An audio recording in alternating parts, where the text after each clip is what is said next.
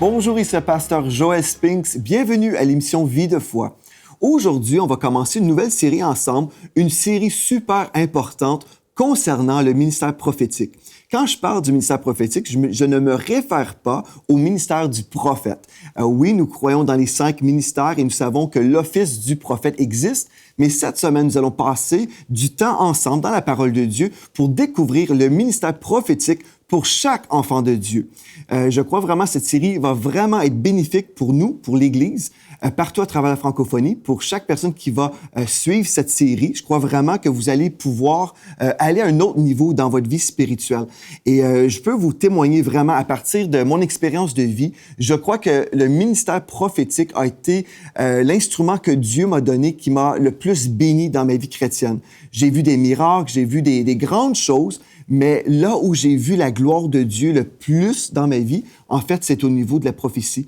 Et je peux même affirmer que pendant un temps, la prophétie me repoussait vraiment. Et c'est spécial comment l'instrument que Dieu utiliserait pour me bénir était même pendant un temps quelque chose qui me repoussait.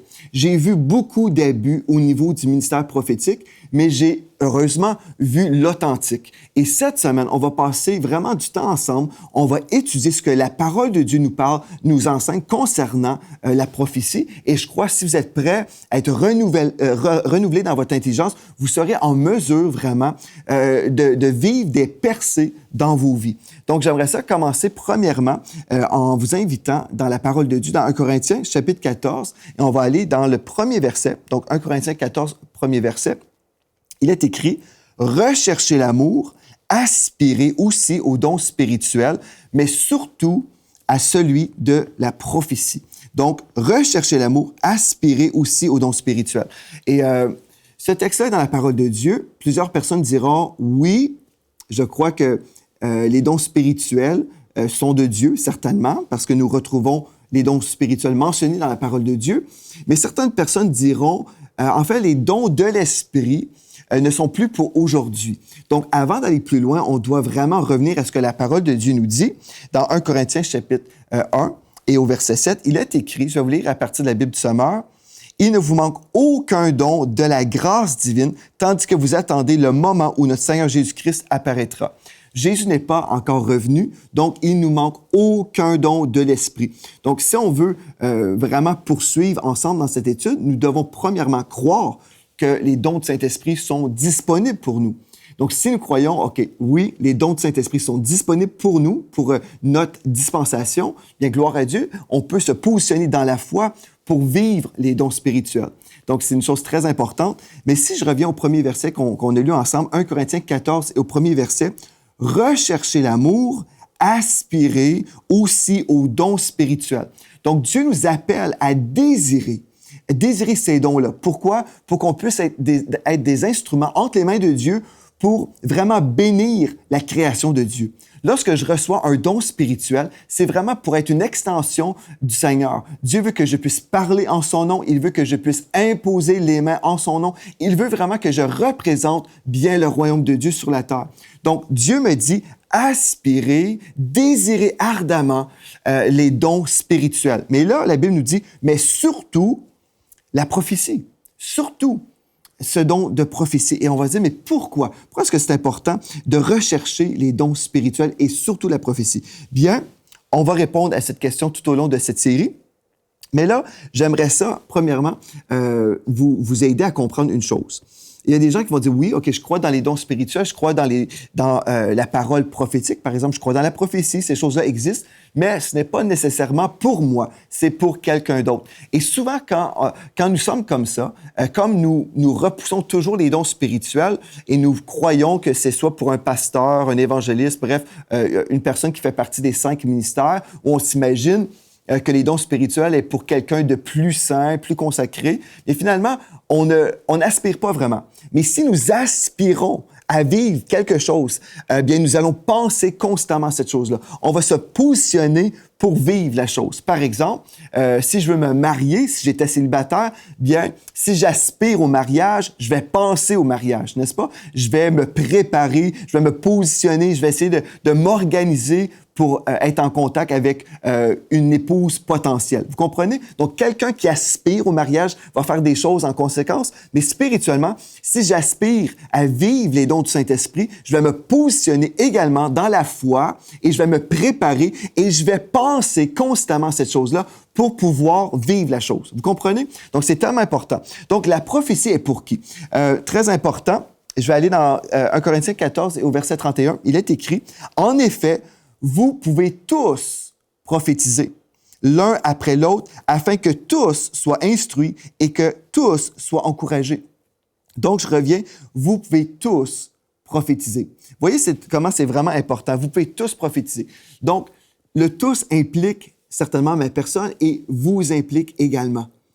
Donc, si la Bible dit vrai, et je crois que la parole de Dieu nous dit toujours vrai, vous pouvez tous prophétiser. Donc, si je me dis, OK, si on peut tous prophétiser, pourquoi je suis une personne qui ne vit jamais rien avec Dieu? Si vous ne vivez jamais le surnaturel de Dieu, peut-être c'est parce que vous n'avez pas cru que les dons du Saint-Esprit étaient pour vous ou pour notre dispensation. Peut-être vous avez dit, non, les dons du Saint-Esprit sont terminés, tout ça c'est terminé. Mais peut-être vous dites, non, je crois que les dons spirituels sont pour nous aujourd'hui, mais je ne vis rien.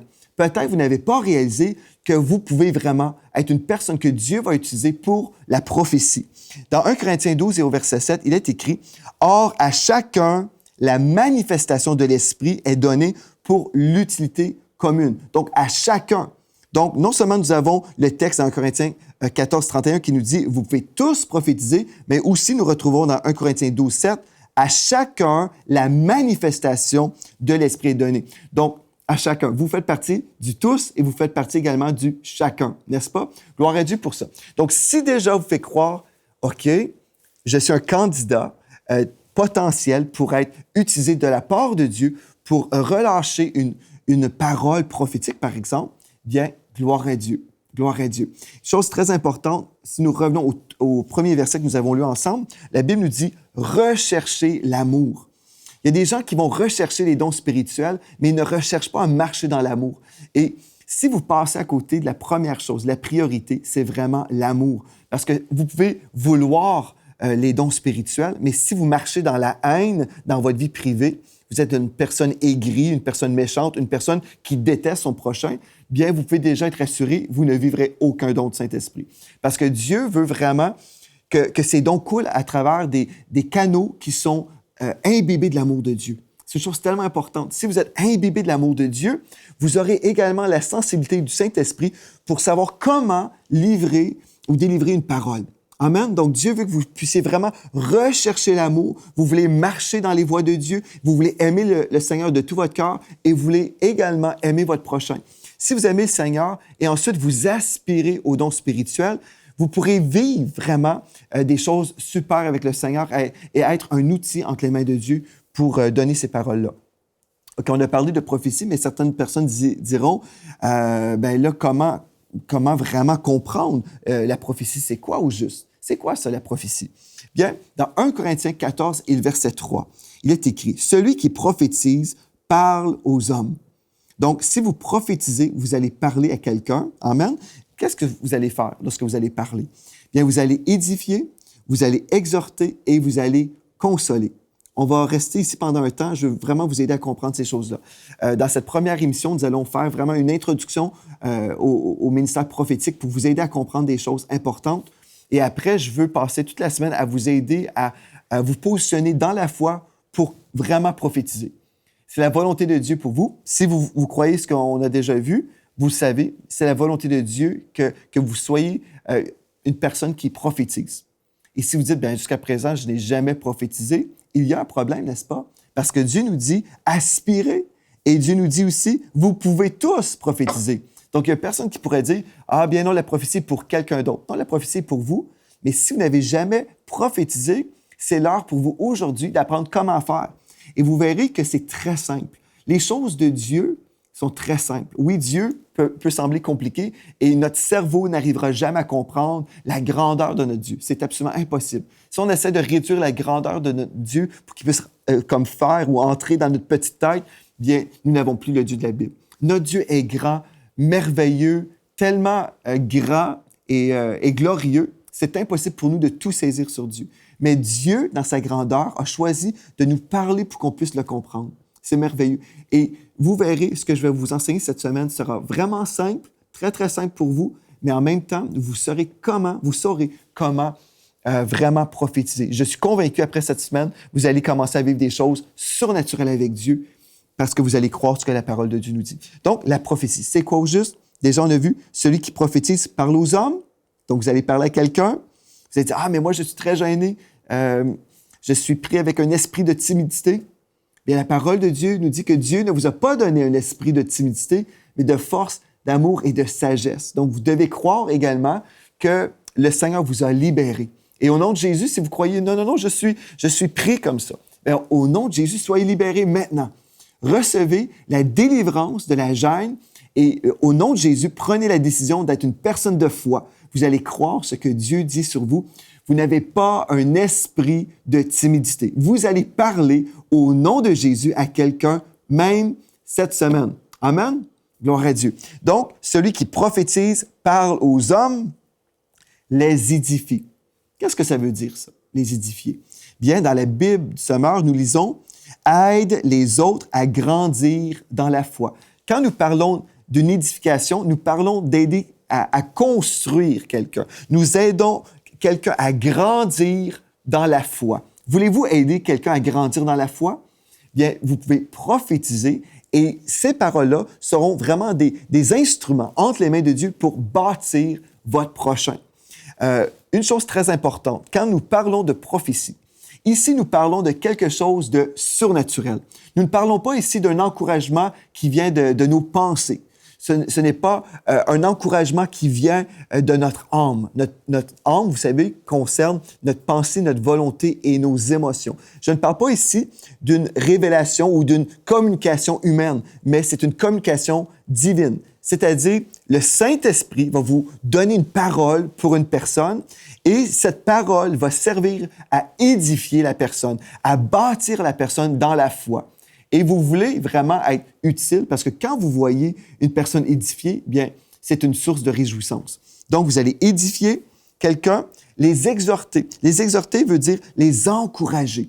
Vous allez encourager quelqu'un dans la foi, amen, dans leur démarche, dans leur poursuite de la présence de Dieu dans leur vie, et vous allez les consoler. Les consoler nous parle également de réconfort. Donc, une parole prophétique, une parole qui vient de Dieu, va toujours faire trois choses. Édifier, consoler et exhorter. Amen? Donc, vous devez déjà comprendre ça. Donc, il est impossible d'aspirer à la prophétie si nous craignons le surnaturel. Et c'est là où plusieurs chrétiens sont en ce moment. J'ai déjà fait des séries ici à Vie de foi. Entre autres, j'ai fait une super série sur comment vivre la présence glorieuse de Dieu. Je dis super, pas parce que c'est moi qui l'enseigne. Moi, je ne fais pas partie de l'équation. Elle est superbe, cette série-là. Pourquoi? Parce que la parole de Dieu a été semée dans la vie des gens et plusieurs personnes ont commencé à vivre la présence de Dieu comme jamais auparavant. Plusieurs chrétiens vivent leur vie chrétienne avec une vie totalement isolée de la présence de Dieu. J'essaie de m'expliquer. Il y a des gens qui vivent leur vie chrétienne à partir de l'intellect. Ils sont là, ils vont lire la parole de Dieu et c'est merveilleux de lire la parole. On va être là, on va lire la parole, mais souvent les gens ne sont pas dépendants de l'Esprit de Dieu. Ils vont simplement lire et puis ils vont essayer de raisonner la parole de Dieu. Ils vont prier, mais ils ne seront pas dirigés de l'Esprit dans leur temps de prière. Ils vont simplement présenter au Seigneur des requêtes. Et puis ils vont dire, Seigneur, voici tel besoin, tel besoin, tel besoin. Ce n'est pas mal de présenter des besoins à Dieu. Mais ce que je vous dis ici, c'est que plusieurs chrétiens vivent leur vie chrétienne totalement détachés de la présence de Dieu. Et ce n'est pas normal. Le Saint-Esprit nous a été laissé ici. Il est celui qui est là pour nous accompagner dans notre marche chrétienne. Et si nous avons le Saint-Esprit avec nous, en nous, sur nous, et si nous l'ignorons, nous passons à côté d'une chose très importante. Le Saint-Esprit est là dans nos temps de prière, dans nos temps de lecture de la parole de Dieu, dans nos temps de méditation de la parole. L'Esprit de Dieu est là et il veut que nous soyons sensibles à sa voix. Lorsque nous lisons la parole de Dieu, le Saint-Esprit va nous accorder des révélations, des rémas. Ça fait des années que je lis tel texte de la parole de Dieu, mais quand le Saint-Esprit est là et quand je suis sensible à sa voix, il va me révéler des choses. Et même si j'ai lu le texte 50 fois, le Saint-Esprit est capable d'illuminer quelque chose, d'amener une illumination, par exemple, sur un texte. Et là, je vais être super bâti dans la foi, encouragé. Amen. Donc, c'est une chose importante. Et même dans mon temps, également dans la prière avec le Seigneur, je crois que le Saint-Esprit est là pour vraiment me visiter, me consoler et m'accorder des révélations de sa part. Alléluia. Donc, on doit vraiment bannir la crainte aujourd'hui. Vous savez, si on s'approche de la vie spirituelle dans la crainte, on va vraiment être bloqué. Et c'est là où plusieurs chrétiens sont en ce moment. Ils sont bloqués spirituellement. Tout ce qui est surnaturel, ils s'imaginent que ces choses-là viennent du royaume des ténèbres. Mais encore une fois, je veux revenir à une chose très importante. Quand nous lisons la parole de Dieu, nous devons comprendre que cette parole est surnaturelle. La parole de Dieu est venue à nous par des hommes qui ont été remplis du Saint-Esprit. Ils ont écrit la parole de Dieu sous l'inspiration surnaturelle de Dieu. Ils ont écrit ce que nous lisons aujourd'hui. Ce que nous lisons renferme plusieurs récits d'histoires surnaturelles. Donc, nous baignons dans des choses surnaturelles et on s'imagine qu'aujourd'hui, Dieu veut que nous soyons dans le terre-à-terre seulement. Ça, c'est anormal. Et en fait, il y a des esprits de séduction qui sont venus contre les enfants de Dieu. Les esprits de séduction sont venus pour nous enlever une dimension très importante de la vie chrétienne. Si nous vivons juste dans l'intellect, bien, le Saint-Esprit est limité dans nos vies parce que nous voulons commencer à vivre des choses avec lui. Et là, on s'imagine toujours qu'il va travailler à partir de notre tête. Et quand nous sommes dépassés dans notre tête, nous sommes dépassés. Et là, nous sommes dans la défaite. Mais aujourd'hui, c'est un jour où on va vraiment être renouvelé dans notre foi. Donc, bannissons la crainte du surnaturel dès aujourd'hui. Prenez la décision aujourd'hui. Je vais bannir la crainte du surnaturel. Je vais comprendre qu'il y a le royaume des ténèbres, certainement. Oui, je crois qu'il y a des mauvais esprits dans le monde. Mais moi, en tant qu'enfant de Dieu, lorsque je suis à la recherche de la volonté de Dieu pour ma vie, lorsque je veux vraiment être un outil entre les mains de Dieu, lorsque je veux être rempli du Saint-Esprit et donner des paroles de prophétie, je ne dois pas avoir peur que je vais être inspiré par le royaume des ténèbres. Non, je prie au Seigneur. Je prie et je suis dans la foi de la parole de Dieu. Je veux mettre en pratique la parole de Dieu. Donc, je sais que Dieu me protège. Très important. Je reviens déjà à 1 Corinthiens 1,7. Tous les dons du Saint-Esprit sont pour nous. C'est très clair, c'est dans la parole de Dieu.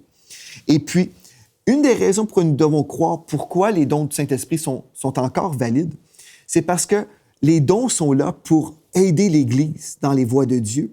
En ce moment, nous vivons dans un temps d'apostasie dans le corps de Christ.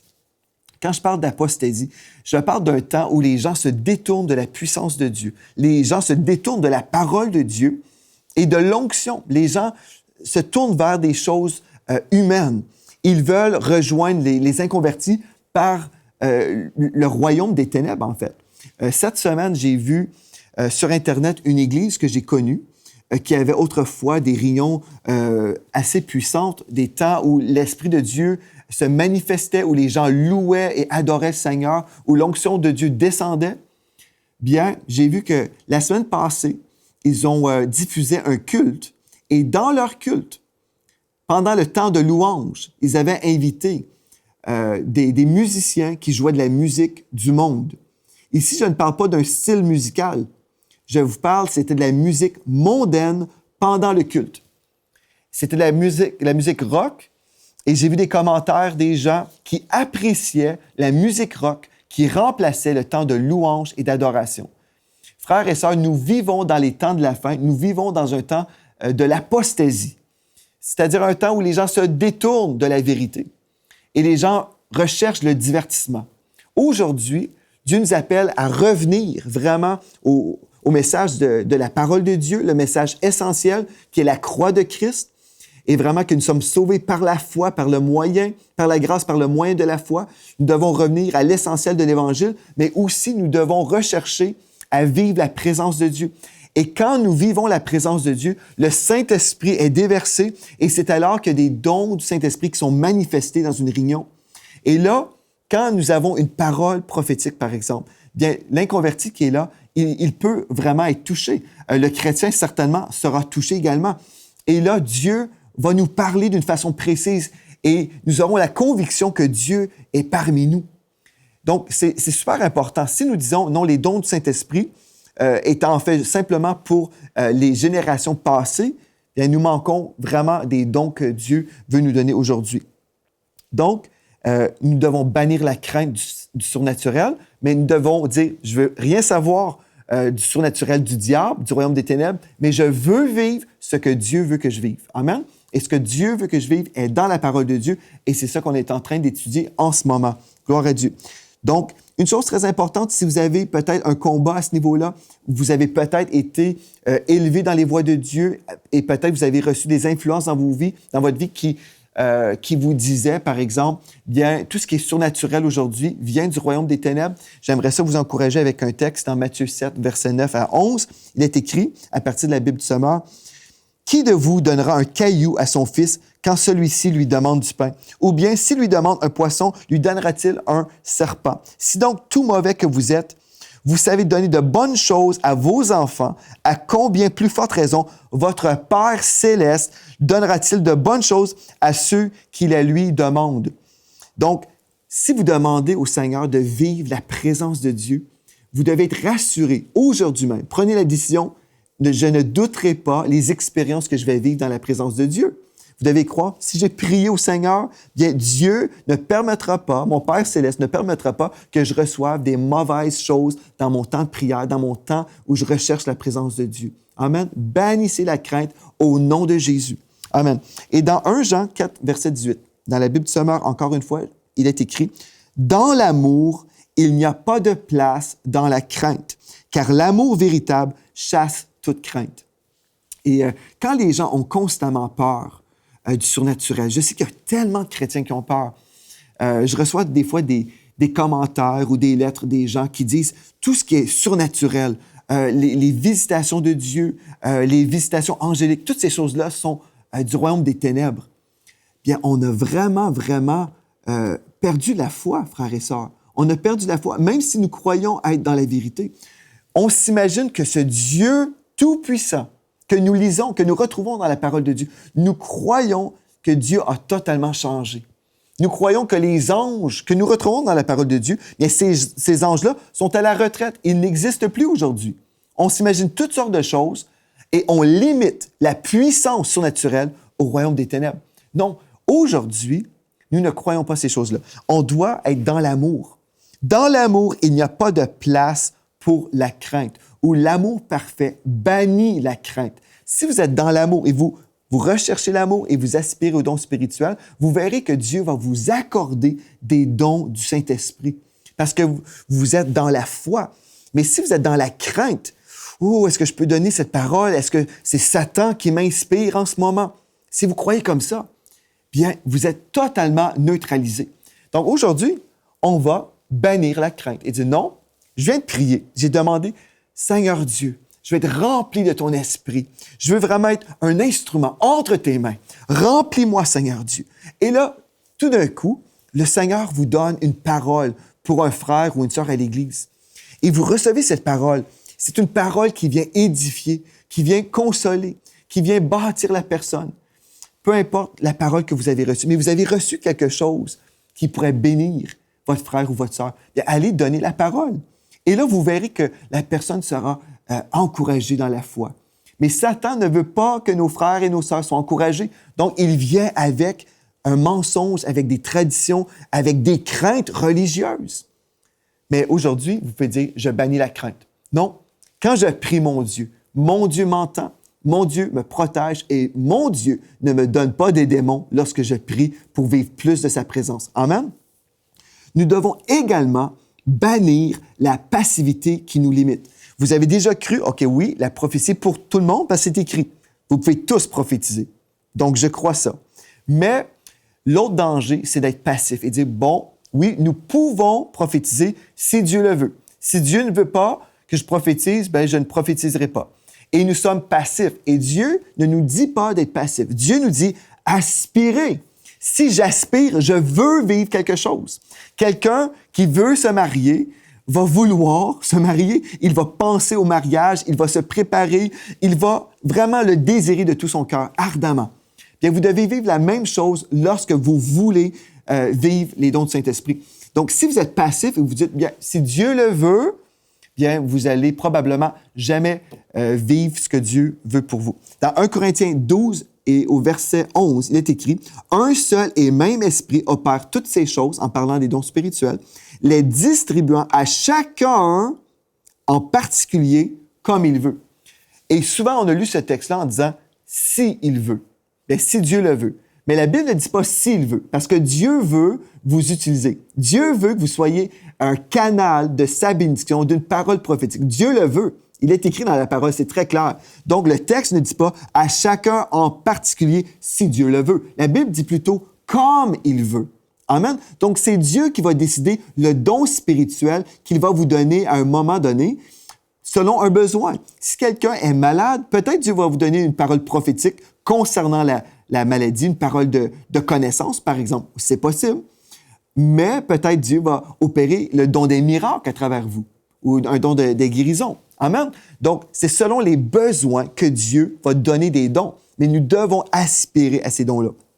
Donc, je décide, ce n'est pas Dieu qui décide à notre place, mais je décide si j'aspire ou non au don spirituel.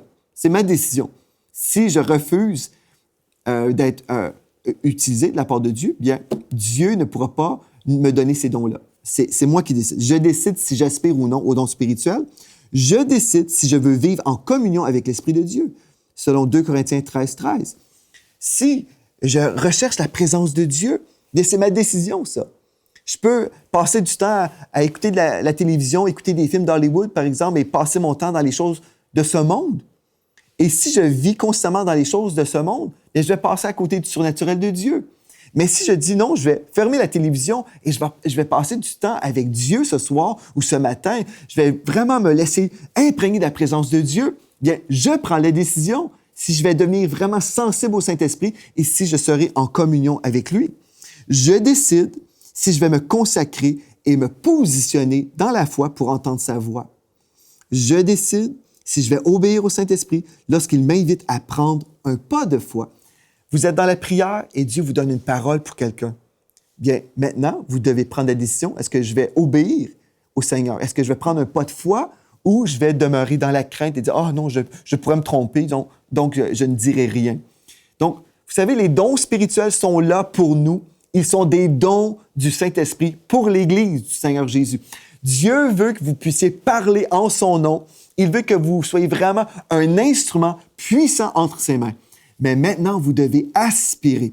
Et si vous prenez la décision d'être obéissant et vous vous dites, je vais aspirer au don spirituel. Oui, je le veux, Seigneur Dieu. Je vais être rempli de ton esprit et je veux parler en ton nom. Bien, soyez avec moi demain parce qu'on va poursuivre dans cette étude glorieuse qui va vous aider vraiment à découvrir une vie puissante dans le surnaturel au nom de Jésus. Merci d'avoir été là et d'ici à demain, soyez richement bénis.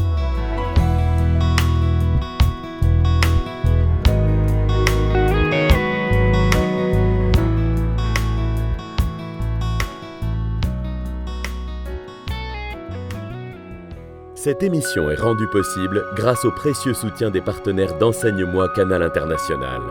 Retrouvez tous nos programmes sur emcitv.com.